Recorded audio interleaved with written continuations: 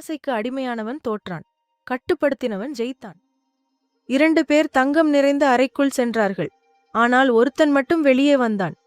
பல ஆண்டுகளுக்கு முன் ஒரு சக்தி வாய்ந்த இராச்சியம்.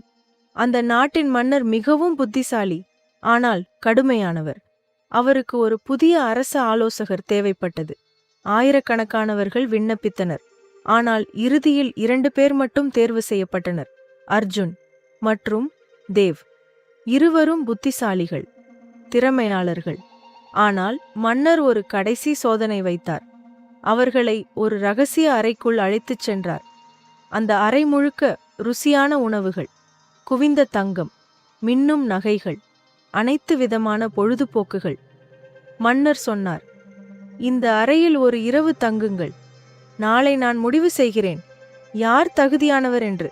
கதவு பூட்டப்பட்டது. தேவ் உடனே உற்சாகப்பட்டான். அடா, இது சொர்க்கம் மாதிரி இருக்கு. அவன் எல்லாவற்றையும் அனுபவிக்க ஆரம்பித்தான். சாப்பிட, தங்கத்தை தொட, சிரிக்க, விளையாட. அர்ஜுன் அமைதியாக இருந்தான். ஒரு மூலையில் அமர்ந்தான். கண்களை மூடினான். தன் மனதை கட்டுப்படுத்தினான். நேரம் கடந்து கொண்டே போனது. தேவ் தொடர்ந்து ஆசைகளில் மூழ்கினான். அர்ஜுன் அமைதியாக இருந்தான். அடுத்த நாள் கதவு திறந்தது.